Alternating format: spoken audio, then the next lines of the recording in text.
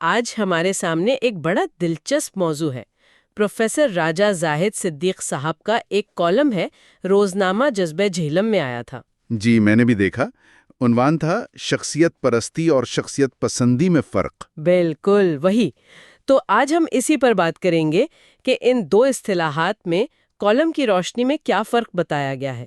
یہ الفاظ اکثر استعمال ہوتے ہیں، ہے نا؟ جی ہاں، اور اکثر الجھن بھی پیدا کرتے ہیں۔ تو آج کوشش یہی ہوگی کہ اس کالم کے ذریعے ان تصورات کو سمجھا جائے۔ صحیح۔ تو آئیے شروع کرتے ہیں۔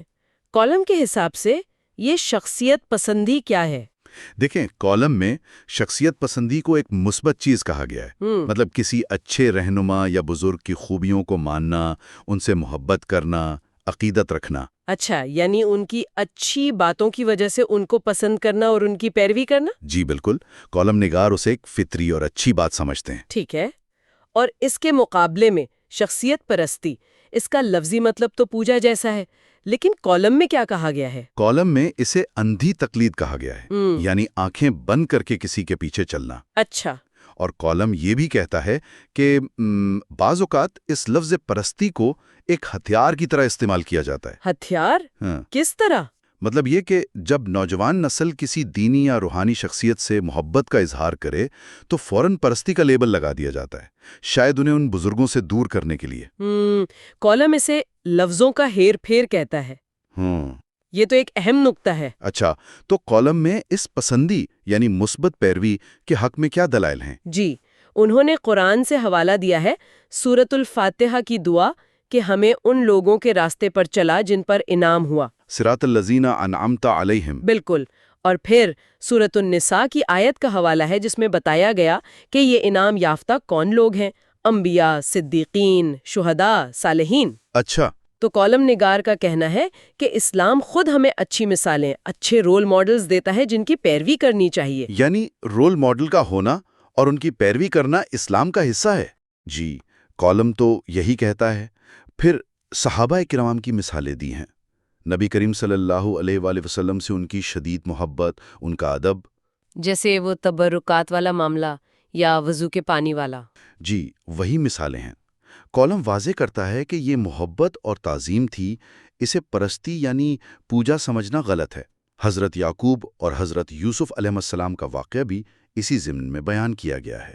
ٹھیک ہے، تو اگر یہ مثبت پسندی ہے تو کالم کے مطابق اصل بری چیز شخصیت پرستی پھر کیا ہوئی؟ اصل شخصیت پرستی کالم کے مطابق وہ ہے جب آپ کسی سیاسی لیڈر یا کسی اور رہنما کی واضح غلطیوں کے باوجود بغیر دلیل کے اندھے ہو کر اس کے پیچھے چلتے ہیں۔ یعنی غلط کو غلط نہ کہنا، بس حمایت ہی کرتے جانا۔ جی بالکل، جب آپ ان کی وعدہ خلافیوں، ان کی کرپشن، ان کی نااہلی، سب کچھ جانتے ہوئے بھی ان کا دفاع کریں تو یہ ہے اصل پرستی۔ تنقیدی سوچ بالکل ختم ہو جائے۔ تو کالم نگار یہ کہہ رہے ہیں کہ اصل مسئلہ نااہل اور کرپٹ رہنماؤں کی اندھی حمایت ہے، نہ کہ کسی نیک شخصیت کی پیروی۔ بالکل، یہی نقطہ ہے۔ کالم کے مطابق ایسے لوگوں کو چننا اور ان کی حمایت کرنا اصل جرم ہے۔ کسی نیک انسان سے محبت کرنا یا اس کی اچھی باتوں پر چلنا مسئلہ نہیں۔ یہ تو کافی واضح تفریق ہے۔ اچھا، اس انتخاب کے نتیجے کے بارے میں بھی کچھ کہا گیا، آخرت وغیرہ کے حوالے سے؟ ہاں، آخر میں حساب کی بات ہے۔ قرآن کا حوالہ ہے کہ قیامت کے دن ہر انسان کو اس کے امام یعنی رہنما کے ساتھ بلایا جائے گا۔ سورۃ الاسراء کی آیت ہے شاید۔ جی وہی، اور ایک اور جگہ فرمایا کہ اس دن ساری دوستیاں دشمنی میں بدل جائیں گی سوائے متقین کی دوستی کے۔ سورۃ الزخرف۔ جی، تو نتیجہ یہ نکالا گیا ہے کہ اپنا رہنما چاہے وہ سیاسی ہو یا مذہبی بہت سوچ سمجھ کر چننا چاہیے، کیونکہ اس کا اثر آخرت تک ہے۔ تو خلاصہ یہ ہوا کہ پروفیسر صاحب کے نزدیک شخصیت پسندی ایک اچھی چیز ہے، نیک لوگوں کی پیروی، ان سے محبت، جبکہ شخصیت پرستی منفی ہے، یعنی غلط یا نااہل رہنماؤں کی اندھی تقلید۔ بالکل، انہوں نے مذہبی احترام اور سیاسی اندھی تقلید میں فرق واضح کیا ہے۔ صحیح۔ لیکن یہاں سے ایک سوال ضرور پیدا ہوتا ہے جو سامعین کے سوچنے کے لیے ہے۔ وہ کیا؟ وہ یہ کہ آخر وہ کون سی حد ہے جہاں کسی شخصیت کی تعریف، محبت یا پیروی ایک صحت مند جذبے سے نکل کر ایک غیر تنقیدی، نقصان دہ تقلید بن جاتی ہے، خاص طور پر جب عوامی رہنماؤں کی بات ہو۔ یہ لائن کہاں کھینچنی چاہیے، اس پر غور کرنا اہم ہے۔